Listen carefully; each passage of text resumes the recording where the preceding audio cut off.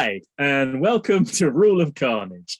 My name's Glenn Ford. I'm a games developer and designer. I've worked on games such as Gaslands and Billion Suns with this guy, Mike Hutchinson. Hello, I'm Mike Hutchinson. I write tabletop miniature games, and today Glenn and I think, will talk, as we are wont to do on occasion, about the designing of those tabletop miniature games. Because I've been designing one recently, shock horror. So maybe we'll talk about that. Yeah. So specifically today, we've had previous chats about Hobgoblin, Mike's mass battle system. And for those who are actually, following the channel, watching a series of videos, sort of seen that on the last discussion, I think we sort of came to a conclusion where the big question for Mike to answer is, okay, exactly what does Hobgoblin want to be? What are you trying to do with it? And since that last conversation, we've gone for a lot of back and forth development. Mike's done a lot of play testing and rewriting and iterating. I think we've been through like 3 big additions since that conversation and quite a few little alterations.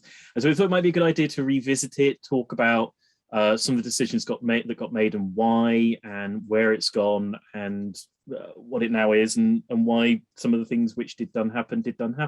Yeah, let's do that. So shall I rewind a bit in case you don't know what we're talking about? So Hobgoblin is a fantasy mass battle system that I wrote 6 years ago. Sort of started it 7 years ago. I shelved it 6 years ago when several people cruelly rejected it, and instead Osprey picked up Gaslands. So I started working on that and hadn't looked at Hobgoblin for a while. At some point in the last 6 months, I the muse returned to me, and I suddenly got the urge to start working on it again. Found the passion, picked up the manuscript that I hadn't really looked at for 6 years. Thought, yeah, this still looks pretty good. I showed it to a few people who got kind of excited about it in concept. And so the last time that we spoke, I was sort of blowing the dust off it and trying to figure out where I should apply my hammer and tong first. And so since then, it's had really quite a lot of hammering. And I guess where I've found myself now, I'm on the 5th version of the rules, where we started on the first version when I picked it back up.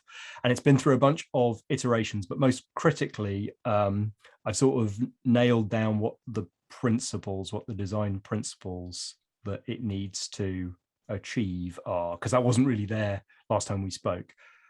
What I knew last time we spoke was I liked playing big rank and flank army games, and had done so with Warhammer and Warmaster plenty, but I didn't like how fiddly they were, and I always wanted to play with armies that were slightly too big for the system, with too many players to be comfortable with the system. And so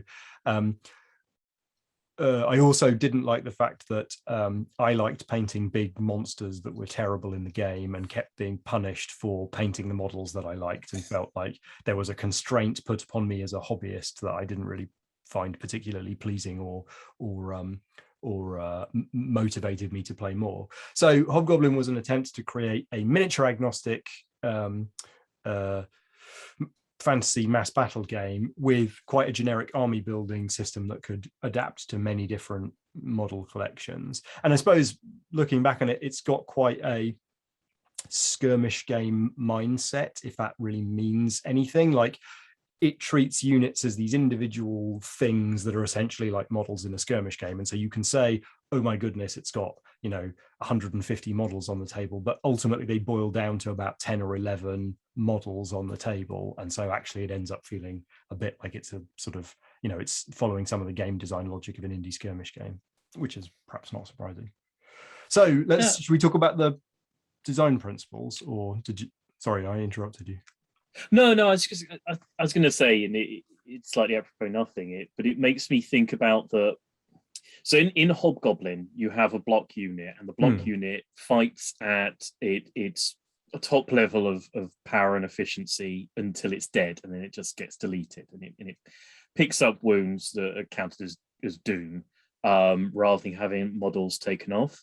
And it's funny because it's like you say, that's quite, to a degree, it's quite like a skirmish game, where you have, in most skirmish games, you have a model, and it keeps operating at top efficiency until it takes enough wounds to get it deleted. But it puts me in mind actually of the step progression in war games. That within war games you get units that are a single sort of discrete entity. They don't have miniatures or models, but you do have step progression where you sort of spin them round each time they get hit, so they get a bit weaker as they go on. And it's funny that, I mean, as I say, this is just a thought that entered my head. It's funny that those war games with step progression don't have miniatures, but do have the breaking down of a single unit. Whereas what you've done there is sort of the alternative version or the anti-step progression of war games, where you've got lots of models, but they act as a single entity. I've not played one of these games with a step progression that you're speaking of. When you say war game, you mean a cardboard and counters? Yeah. A proper old school sort of version of war game. We've got a map of Europe and you move units across. And what a lot of them have is you'll have a unit represented by a square counter that'll have numbers written on each of the sides. And each time it gets hit, you do a step progression by turning the counter around. So you start off on whatever, strength 4, and then you get hit and you turn around to strength 3, strength 2, strength 1 prior to deletion. And that's called I'll double check, but I believe that's called step progression. This is, and it's not captured in all of the principles that I've ended up writing down at the beginning, but this is sort of like the theme of this process of revisiting Hobgoblin is like, can I apply the last 6 years of experience and decision making more quickly to a game that is structurally basically sound, but I want to improve it? And one of the things that I explored with quite a lot during the development and design of A Billion Suns is whether or not I thought damage, like degradation mechanics, were fun or not fun. And I'm pretty sure there definitely isn't a single answer to that, but I tend towards degradation mechanics are less fun than just having a full exciting unit doing all of its exciting things until the very last moment where it explodes excitingly. And I tried a lot of different mechanics with A Billion Suns to figure out whether, you should get weaker or slower or have like critical, failures and stuff. And I was, examining a game design of Gav Thorpe's that I had the opportunity to sort of play test and sort of thinking about how I felt about damage mechanics through experiencing that. And so I think one of the big differences actually in where I am now with Hobgoblin, but from where I picked it up where I left it 6 years ago, is as I mentioned before, one of the key inspirations for Hobgoblin was the game Advance Wars on the Game Boy Advance. And in that, you have 10 wounds and you fight proportional to the number of wounds that you have left. And so that's what Hobgoblin had, is everything has 10 wounds and it gets rubbisher. It throws as many attack dice as it has remaining wounds. And that was just one of the first changes. I immediately threw that out and replaced it with this this system where you do 10 attacks until you die. And I think so. I think this is a good spot to talk about what the design principles of Hobgoblin are, because I think this starts to talk about one of the design principles that I think is quite core to your heart here, is that so correct me if I'm wrong. I remember one of the design principles of Hobgoblin is. Well, shall I count them off and then we'll. And sure. Then we'll if you've got them on bullet points, crack on. Maybe if you find the time, you'll throw them up on screen here so people can look. So number one is brutally fast. So I really hit on this idea that I liked these massive games and I wanted them to be over in a matter of less than 2 hours rather than sort of 4, 5, 6 hours, and that's partly because I don't have 6 hours to play Warhammer anymore, but mostly I think because like that provides a very different design challenge and something that's very different, which is if you have a massive rank and flank army game, there are very few that will take 45 minutes to 90 minutes to play a full fat game. So brutally fast. Second is old school rank and flank vibe. And I have literally I've read almost nothing but 90s, like 93 and 94 White Dwarfs recently. I have a stack up there and I've been filling in some of the numbers. So sort of, 155 to 182, that sort of vintage of White Dwarfs. And that's really where my passion for wargaming was rooted. So the little maps that you get in those old Warhammer battle reports, where each turn you see the sort of which units have moved and which have fled and which have been destroyed and which have gone over a grey magic bridge and all that good stuff, like all of that dynamism that needs to be represented on the tabletop. And so it combines with the first principle to say, well, cool, can you have that experience, but can you just have that brutally fast, so it's almost as fast as just flipping through a battle report without all of the faffing about. Any model you choose to paint is okay with me. So this kind of bounces around in a few ways, but broadly, I don't want to force anyone to rebase for this system. So this won't be a system which demands that you base all your models in a particular way, from squares to rounds or rounds to squares, or take them all off their bases and put them on a single massive unit, or it has specific depths and widths that you have to conform to, like Warmaster does. None of that. And also the aforementioned make monsters not be terrible. Please paint all the dragons you like. Dragons welcome. Principle 4 is just totally lifted from Gaslands, which is replace moments of nothingness with moments of somethingness. And it's sort of prosaic to include that one, because that's sort of how I approach all of my game design now. But the one thing that I found reading these old battle reports from sort of 4th and 5th edition Warhammer is there were so many paragraphs of descriptive text that would result in no change in the game state, where it's just like, I threw some dice, I did a spell, it got dispelled, and then I did something else, and then he did drain magic, and we weren't allowed to have any more fun, and then I charged, and then they just ran away again. And I just think that in a game that's trying to be brutally fast and trying to resolve a massive battle really fast, like there can be no space for moments where we bother exchanging breath and no change in the game state occurs. It's just inefficient. So yeah, but we might talk about that a bit more, because there are still a few moments of nothingness lingering in the current rules.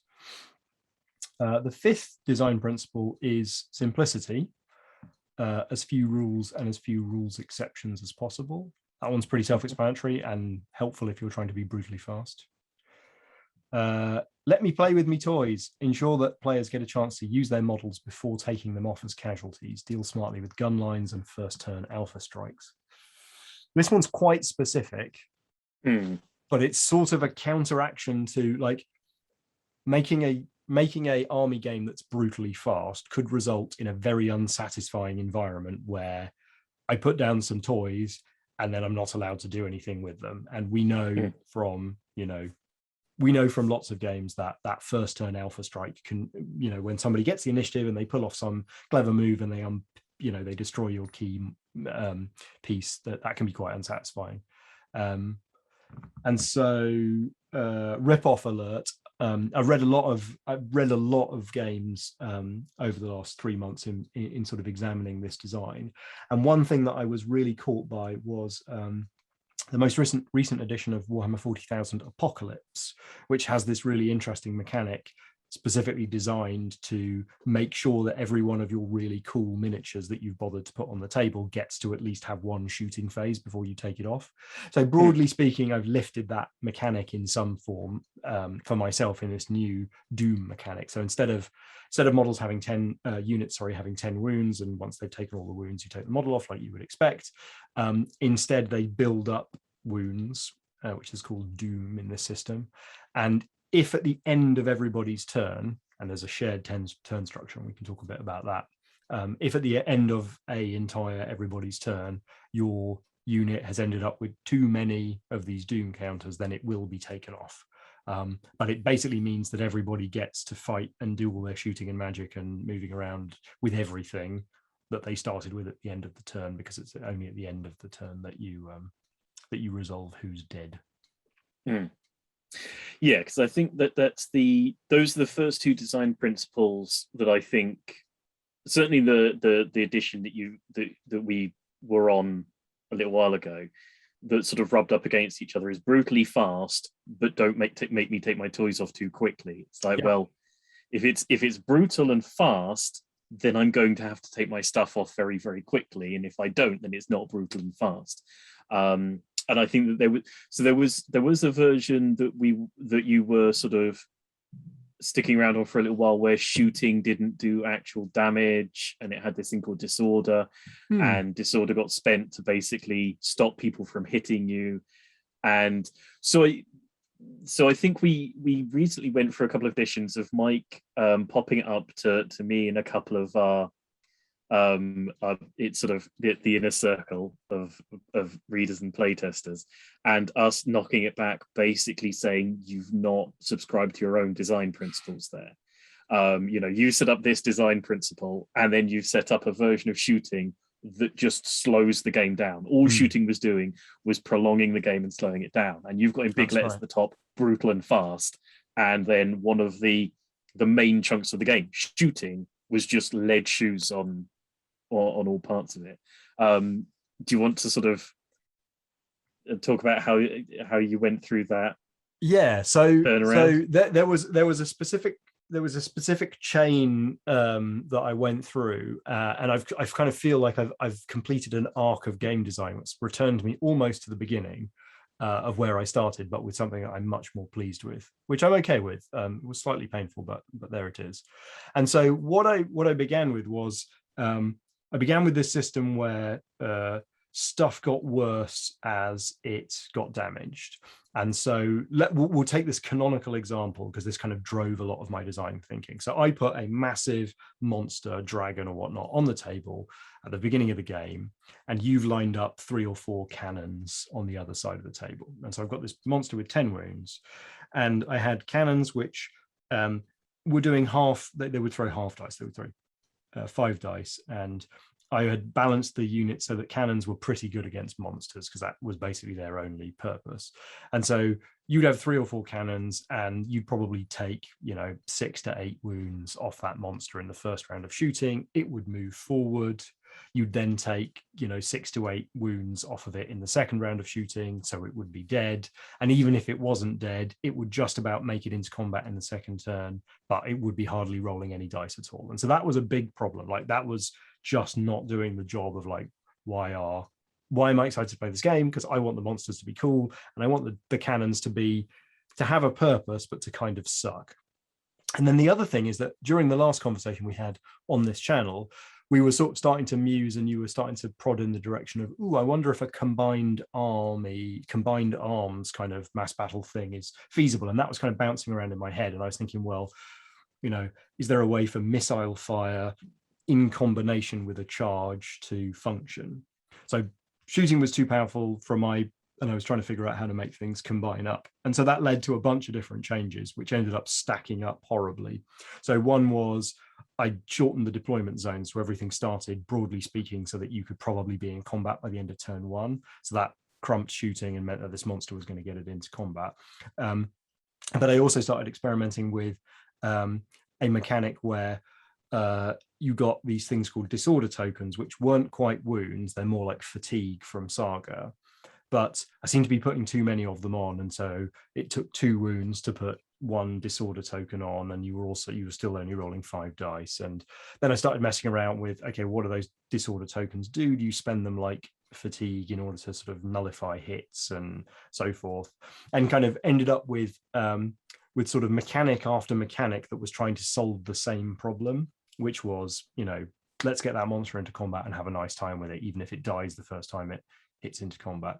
And I was also analyzing endlessly, trying to figure out what's the advantage that you get for charging. So if you've got 2 infantry units that are pretty much identical, if they smash together, they should basically eradicate themselves at the same time. But if one of them manages to, outmaneuver and get the charge, then they should be able to get a little bit of an advantage, and something should happen as a result of that.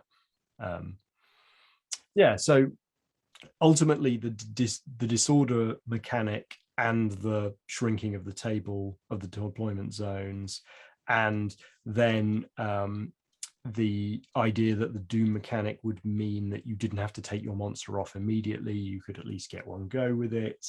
And then I changed the turn order so that originally where we started with version 1 when last we spoke, it was an alternating activations game.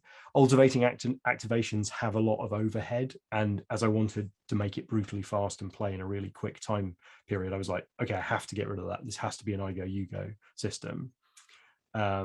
But I ended up iterating it and landing in a slightly different place where it was an alternating phase system. So you do magic, I do magic. You do shooting, I do shooting. You do movement, I do movement. You do close combat, I do close combat. And that seems to have found the right balance between you get to do everything and I have to only take my toys off, and alternating so that we have to remember all the different units and have they moved, and you have to keep saying, oh, it's your turn, it's your turn, it's your turn. So anyway, the summary there is that I just piled mechanic on mechanic to solve the same problem.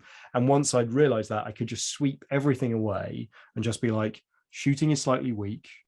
The turn structure is allowing us to both play with our toys. And the Doom mechanic is saying we only take toys off at the end of each turn. And that is enough. Like, that solved so many of the problems. And particularly like not taking individual models off and everybody sweeping everything up at the end of the turn. That actually does accelerate the faffing about quite a lot.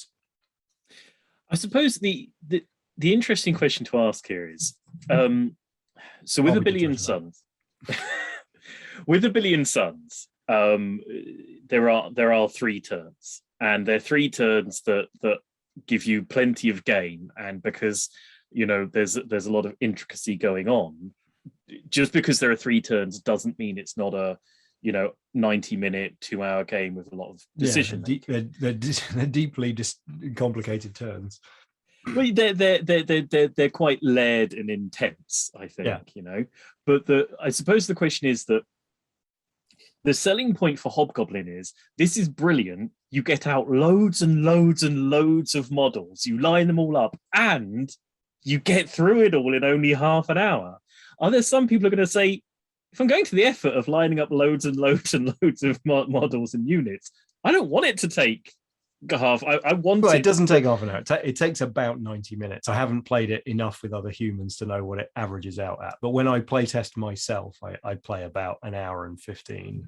I suppose it's like, are there people who are going to, and I don't know the answer to this, but are there people who say, look, the good thing about X-Wing or something is that I only need like a handful of models, and I get it down and I get through it nice and snappily. And that means I can put those models in my lunchbox and, roll up to some store or something. If I'm taking along 4 figure cases, that's inherently a world where I'm going to take a little while over the game anyway. I'm not sure about this idea of. At point 1, not necessarily, because that's not the world I live in. I live in a world where I have 2 hours a week to do some in-person gaming. I have exactly that amount of time, no more, no less. And I would like to get 4,000 points of chaos out and smash them together. And there isn't a way for me to do that. So that, I'm designing for my own needs in that regard. But the other thing is that if you want to take 6 hours to play a massive game, then there are loads of systems that will allow you to do that. Absolutely basket loads of them. So yeah. I'm not achieving anything by adding another one of those. Oh, look at that, a monster. Just wondering which massive monster on the shelf to pull over as an example of something that doesn't see enough table time. Yeah. I think those might be broken in Age of Sigmar. You might be all right.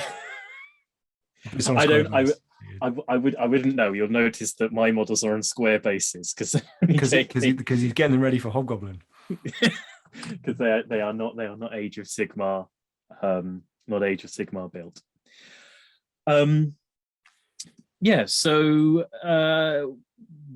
where are we then, do you think, in relation to the rhythm and the core of the game that you've been wanting to look at and been looking to work on up to this point? It's tricky because I need to play with more humans to know that for sure, because that always reveals something. But I mean, I'm feeling pretty good about it's been through a lot of sort of writhing agony over the last 3 months, and that I think tells me that it's probably in a good place. Like I've been disappointed and upset with it at least 3 times, which is important. Okay, I mean, so you've been, so for people that maybe don't know, the process that we've been going through with Hobgoblin is that Mike's been posting up a set of rules, and some people have been assaulting criticizing those them in the abstract. And then he's been sort of coming back again with a sort of retyped version. Do you want to? I mean, what was so painful, and what were the 3 moments of real crunch? I think they've basically all been about that moment where I step out of the shed blinking into the sunlight, and then I show it to somebody else. So whether that's been some specific comments that you or one of the other guys has made in person, or whether that's been something that like Rufus and I played it in person, and I realized that I'd ended up in this playtesting loop where I understood some of the mechanics intuitively because I had designed them, but they were not good, and they were I had a sort of fiddly dice game thing where you had to sort of sort the dice out, and that just works with my brain because I'm quite a sort of sort out the target numbers kind of a guy rather than a maths sort of guy. But it had drifted away from the sort of purity of the original system. And I guess the other, like another important moment was I'd gone into a zone where I was so focused on the core mechanics because I'd broken every part of the mechanical spine of the game in an attempt to see what to make it into, that I'd stopped using spells, and I'd stopped using the things called fortune cards, which are the things that introduce kind of additional spice into the turn. And once I was more comfortable with the mechanics and I started playing with those again, like the game came back to life. It sort of reanimated itself, and I was like, oh yes, this is why I enjoy this game, because there are these ways of spicing up some, I'd been trying to introduce some uncertainty in places where I had already solved that by having this deck of cards that you can use to spice up the affairs. So in a way it was nice to have gone down some rabbit holes only to come out and find that where I had left it 6 years ago was actually the better place to have ended up. Yeah. Well, I do apologize. I don't, we don't make these comments in order to put you through a frozen hell of game development. Oh but no, I suppose the problem is you hold a mirror up. But I suppose for the viewing public, maybe it is reassuring to know that Mike Hutchinson of Gaslands fame and mastery does go through horrible and painful bits of game development. That just because your baby is turning out to be ugly, it doesn't mean it's time to chuck it in the bin.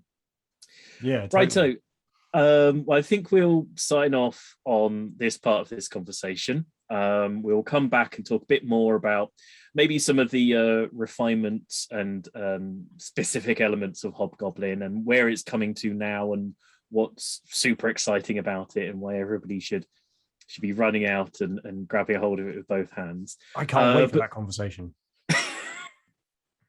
But for now, we'll say goodbye. If you've listened to us this far, I assume you enjoy what we're doing. Please like and subscribe. It really does help us to keep doing what we are doing. If you don't like what we've had to say, then please drop a comment in the comment section. Have you been taking a look at Hobgoblin, following it in its in what developmental stages it's been going through? Are you excited to see it when it's going to hit the actual light of day at some point in the near future? Please let us know. Either way, look us up on social media, Twitter and other such things. There'll be links and ways to find us below in the show notes for this video. But for now, we'll say goodbye. Bye.